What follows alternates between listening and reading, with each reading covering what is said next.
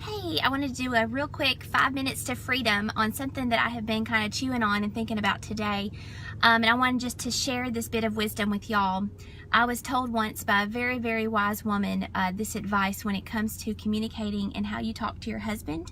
And so I'm talking to the wives out there, how to speak to your husband in a way that he listens and that he hears your heart and that he acts like the man that you know he is on the inside. So there's a story, 1 Samuel chapter 25. You can go back and read it, but it's the story of Abigail in the Old Testament. And Abigail's husband was very wealthy, but he was also a very cruel man and very selfish. And David, he was not king yet. Oh, the car rider line is moving, which means I gotta move.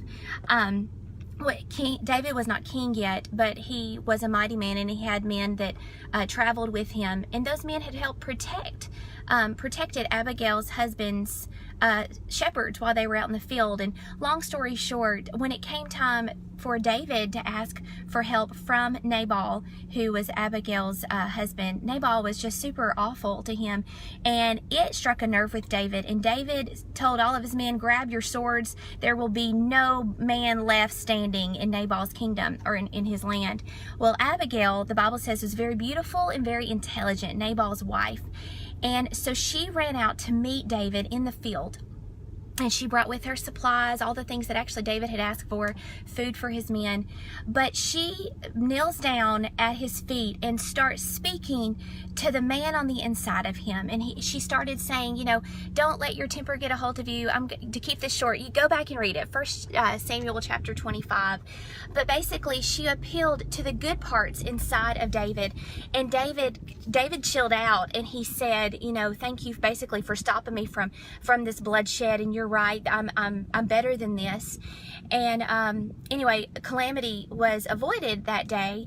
But the Bible says that 10 days later, he basically had like a heart attack is what it sounds like, and he died 10 days later.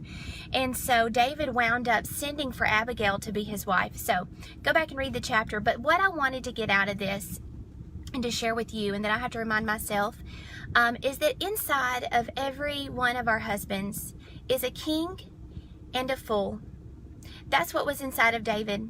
He was destined to be king of Israel, but he also was about to act very foolishly and based off his anger and his emotions. And we as women, for whatever reason, when we're frustrated with our husbands, a lot of times we speak to what they're not doing. We speak to what we wish they would start being.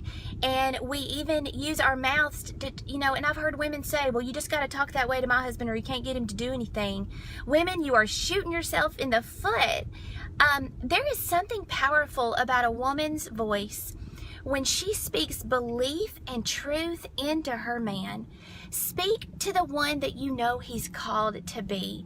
Find the things that you can brag on him about, especially in front of other people. You know, be sincere, but look for the good things and speak to that. Instead of always finding what he's doing wrong, point out what he's doing right. And you're going to start speaking to the king that's on the inside of him. And before you know it, we all are transformed by words, but there is something so powerful about our words as wives speaking over our husbands. So the one you get to live with is the one you speak to. And I know that's kind of a harsh word, and you could probably give me a lot of reasons why that's not true and that won't work in your life. Try it. Just try it. It doesn't mean that, you know, it fixes everything overnight, but your job as a wife is to come alongside of your husband, be his rib, be his support, be his protect. You know, the rib protects the heart. Speak good things over him. Your words matter to him way more, maybe, than he even lets on. Your words matter to him more than you could dream. So I just want to challenge you today. Use your words to speak belief into your husband. Speak to the king that you know God has created him to be on the inside.